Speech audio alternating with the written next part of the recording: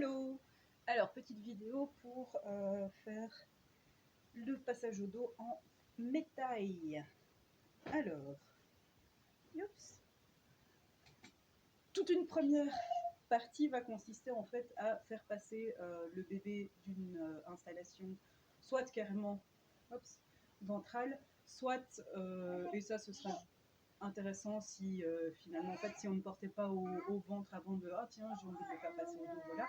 Mais si on veut le mettre directement au dos, ce sera plus facile finalement de commencer directement au niveau de la hanche plutôt que directement en ventral. Pourquoi? Parce que forcément il faudra faire tourner la ceinture sur moins de distance. Voilà. Donc moi je vais par défaut le faire passer à partir d'abord de la hanche. Puis après ça, hop. Après ça, finalement en fait la manipulation est la même si on passe du ventre au dos. Il y a juste qu'il y a un quart de tour à faire en plus. Alors, donc bien installer bébé dans le tablier. Ensuite, il va y avoir plusieurs techniques. Soit on préfère faire un pan à la fois, c'est-à-dire qu'ici, je continue à maintenir mon bébé, je vais aller chercher le pan du côté où je vais tourner et je vais d'ores et déjà venir le placer sur mon épaule et je vais venir mettre une certaine tension et agripper les deux pans de manière en fait à ce que mon bébé en fait il tient. Voilà. Et de là, ce que je vais faire, c'est que je vais soulever les fesses de bébé pour le faire tourner. Je continue à mettre une tension, histoire que, encore une fois, le bébé ne tombe pas. Hop. Une fois qu'on arrive à un point... Une fois qu'on arrive à un point où la tête de bébé doit passer sous mon bras, hop, je vais venir faire tourner la tête. Je vais venir faire tourner bébé et passer sa tête sous mon bras. Je continue à appliquer une tension. Encore une fois, là, mon bébé, il est maintenu contre moi, il ne saurait pas tomber. Et je garde de toute façon une main de sécurité au cas où. Là, qu'est-ce qui va se passer? Je ne saurais pas lui tourner ici. Donc, qu'est-ce qui va se passer? Je viens tenir ma tension et avec mon autre main, je viens rechercher le cucu de bébé pour venir, mais finalement, en fait, simplement le centrer. Et puis, une fois que bébé est dans le dos, je vais pouvoir lâcher le pan qui est sur mon épaule. Je continue à lâcher l'autre. Oh, Mimu, bichette. À tenir l'autre avec ma main. Hop, ce pan-là, il est déjà sur mon épaule, on est bon. Donc, on vient le coincer entre les jambes. Et du coup, avec celui-ci, je vais, toujours en tirant, venir le faire passer sur mon dos. Une fois qu'on est là, soit on a envie de remonter bébé, et alors, hop, on vient le remonter avec sa main et on tire en même temps. Hop, et voilà. Et on peut, du coup, faire son nouage. Moi, généralement, je monte toujours un nouage avec finition tibétaine. Alors, souvent, on peut soit le faire à deux bras directement si on est à l'aise. Voilà, et puis soit on est ici, soit on passe en tibétaine. Soit pour certains parents qui sont un peu stressés, je vais le montrer. Là. Je vais le montrer un pan à la fois. Ouais, d'accord. Ça va permettre aussi éventuellement si on a envie. Oui. Tu viens après sur mon dos? Ok. On va pouvoir du coup faire passer, déployer les pans sur les fesses aussi. Donc, hop, soit je fais un, et comme ça je peux faire passer hop, dans le creux des genoux, au-dessus, en dessous. Si j'ai besoin de déployer, vu que j'ai mes deux mains, je peux aussi beaucoup plus facilement le faire. Hop, voilà. Et en fait, que je déploie ou pas, quand je reviens ici devant, ce que je vais pouvoir faire, c'est directement hop, croiser et venir finir. J'arrive un instant. Et faire passer directement en tibétaine. Hop, du coup, en fait, ce côté-là, il est calé, ça tient, machin. Et je vais pouvoir débloquer le second. Hop, pour pouvoir m'occuper de ma deuxième bretelle. Donc, resserrer au besoin. Et alors, comme tantôt, hein, là, je ne vais pas déployer parce que je suis une flemmarde. Hop, et venir. Voilà. Et là, j'ai une installation d'eau. Tu viens? Oh, viens! Viens! Hops! Alors, bah oui, pour déretirer bébé, ça va être pareil. C'est-à-dire que du côté où je passe, je vais retirer un de mes pans, je vais venir choper bébé et hop, hop, hop, hop, je le fais revenir de mon côté tout en gardant cette tension pour le garder dans le porte-bébé. Alors, hop, par un passage à la hanche comme ça, une autre tactique. Ouais, viens Nimu. Une autre technique, ça va être celle de faire un petit baluchon avec son bébé, enfin avec le bétail, avec son bébé dedans. C'est-à-dire qu'en fait, je vais venir prendre les deux pans et je vais venir les accrocher. Je vais faire ça comme ça pour qu'on voit bien. On ne fait pas ça avec le bébé, sauf si ça l'amuse. Voilà. Et en fait, on va venir tenir les pans relativement près du cou de bébé, de manière en fait à ce qu'il ne puisse pas passer la tête et se faire la malle. Et en fait, en faisant ça, hop, je vais faire comme si c'était un baluchon que je vais mettre sur mon épaule. Donc je vais tourner, hop, je change de main.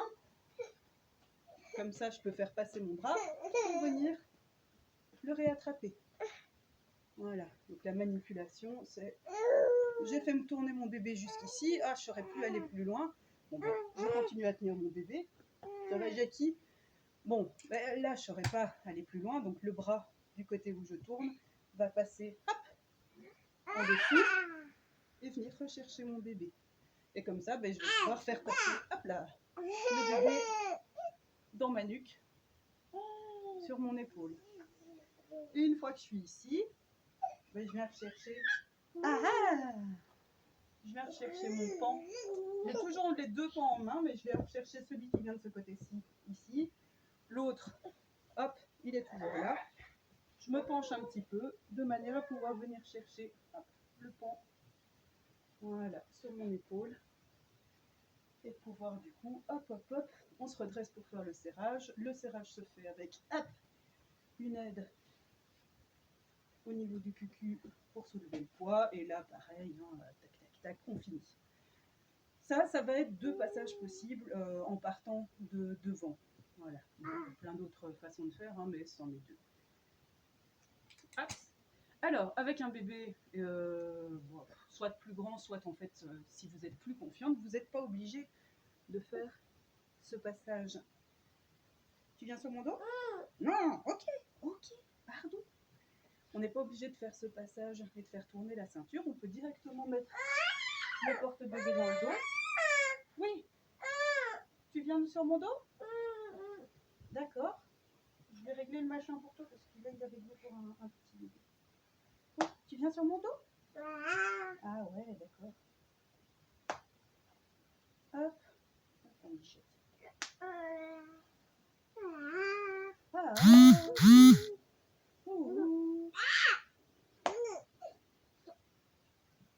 Allez, va. Hop. Du coup, je disais, lorsque vous êtes plus à l'aise, simplement... Oui. Je sais. Vous êtes simplement plus à l'aise avec votre bébé. Vous n'êtes pas obligé d'avoir cette sécurité du tissu sur le dos de bébé tout le long. Et du coup, vous pouvez... Hop. Oui, un instant. Vous pouvez du coup préinstaller votre tablier à l'arrière. Attention à bien le centrer, qu'il ne soit pas à moitié ici, parce que sinon forcément, au moment du déploiement, ça va poser problème. Mais bien centré. Hop, on se rhabille. Oui. On prépare bien ses points. On prend le bébé qui râle un tantinet. Oui. Oh, ben lui, il reste là. Vous faites en fait un passage au dos comme vous le préférez. Donc il y en a qui vont préférer le faire en voltigeur, il y en a qui vont préférer le faire comme moi par la hanche.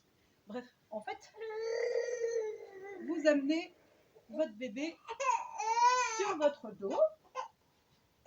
Et vous voyez qu'il est très consentant. vous continuez toujours forcément à le garder. Et ce qui va se passer, c'est qu'après, il faut aller chercher le tablier. Et alors, le plus simple, c'est vraiment de venir chercher le bas du tablier et de venir recouvrir les fesses avant d'attraper les pans. Pourquoi? Pour éviter, en fait, parce que si on vient chercher directement les pans, qu'est-ce qui va se passer une fois sur deux?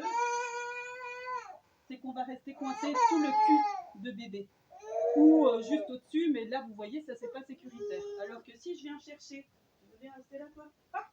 Si je viens chercher bien d'abord, hop, les fesses par le bas, et puis seulement, je viens remonter le tablier, je suis déjà plus haut. Ensuite, je viens bien tirer vers le haut pour que mon bébé descende dans la poche. Mon bébé est ravi, je fais mon serrage. Elle est très très heureuse. Oh oui. Oh oui. C'est l'heure de la tétée. Bref, vous avez vu. Hop. Hop. Ouais.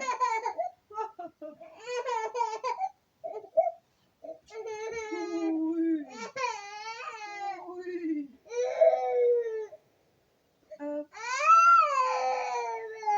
Hop. Attention, pouvoir magique de maman. Pouvoir magique de maman. 1, 2, 3. Bébé qui se tait. Ouais. Voilà. Et du coup, là, je vais vous faire en live. Hop. Un retour du dos au ventre. Avec justement la technique du baluchon. Hop. Voilà. Voilà, voilà. Bon, j'espère que ça aura aidé. Je suis désolée pour le bruit en même temps. Voilà. Voilà. Bon, j'espère que ça aura éventuellement un petit peu aidé. Forcément, j'ai pas eu le temps de montrer. Mais forcément, il y a aussi moyen de le faire avec un fauteuil. Hop, de venir s'asseoir. Vous savez quoi, je vais le faire en double portage, comme ça vous allez voir. Je vais chercher un autre détail.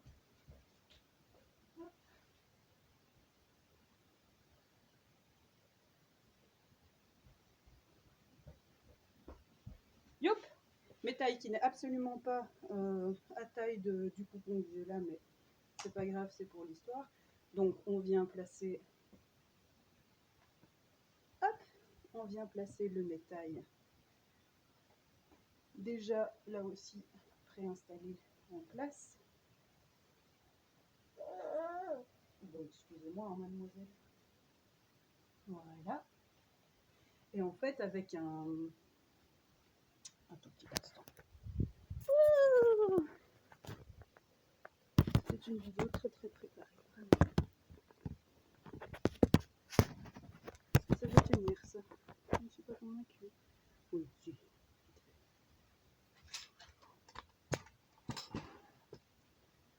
Hop, bouge de l'autre. Voilà. Du coup, je disais, avec mon bébé ici présent, que je vais mettre par terre pour qu'on voit mieux, ce qui va se passer, c'est que je vais venir, hop, m'installer dans le fauteuil, mettre déjà, hop, le tablier bien à plat derrière moi. Hop. Ensuite, je vais pouvoir venir faire passer en fait mon bébé dans mon dos.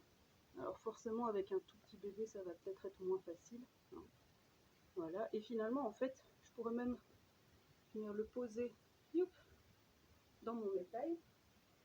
Et ce qui va se passer, c'est que je vais venir chercher hop, le haut de mon métail, venir d'ores et déjà mettre youp, les bretelles. Ça nécessite selon moi un bébé qui sait tenir assis, hein, forcément, parce que là, je veux dire, même en le bloquant ou quoi, ce serait pas terrible avec un bébé qui ne sait pas s'asseoir. Et alors là, hop, attention de ne pas venir vous pencher, mais de vraiment venir hop, rapprocher votre bébé, venir aider avec vos mains pour venir hop, le faire remonter. Bon, ça se voit pas, mais je suis en train de tirer de l'autre côté. Hop, de venir hop, hop, hop, le remonter. Et puis de là, en fait, vous pouvez finir votre nœud et compagnie. Alors, je vais pas vous mentir, moi je trouve ça beaucoup plus compliqué comme ça. Il y a le sentiment de sécurité qui est beaucoup plus présent parce que forcément le bébé peut pas tomber. Youps. Bien que si on maintient correctement, son bébé avec les autres options, il n'y a pas de raison qu'il tombe non plus. Moi, ce que je trouve très difficile avec cette méthode-là, c'est que forcément le bébé sera plus bas dans le tablier vu que la ceinture, vous l'avez quand même mise plus haute, donc il ne saurait pas être à fleur de ceinture, à moins de faire comme si vous étiez debout, donc de ne pas le déposer dans le fauteuil et puis de remonter le tablier sur son dos. Mais sinon, en fait, ce qui va se passer, c'est qu'il va être fort avec le tablier fort haut sur son dos et il va falloir, vous, après ça, corriger en tirant sur le tablier, en poussant les fesses du bébé pour qu'il tombe bien dans le fond du tablier. Donc voilà, c'est pas une méthode que j'affectionne particulièrement parce que justement, c'est beaucoup de chipot pour arriver à avoir une belle installation. Mais ça peut être celle qui sécurise le parent, donc c'est cool. Voilà, bon, j'espère que ça aura un petit peu aidé et bon portage.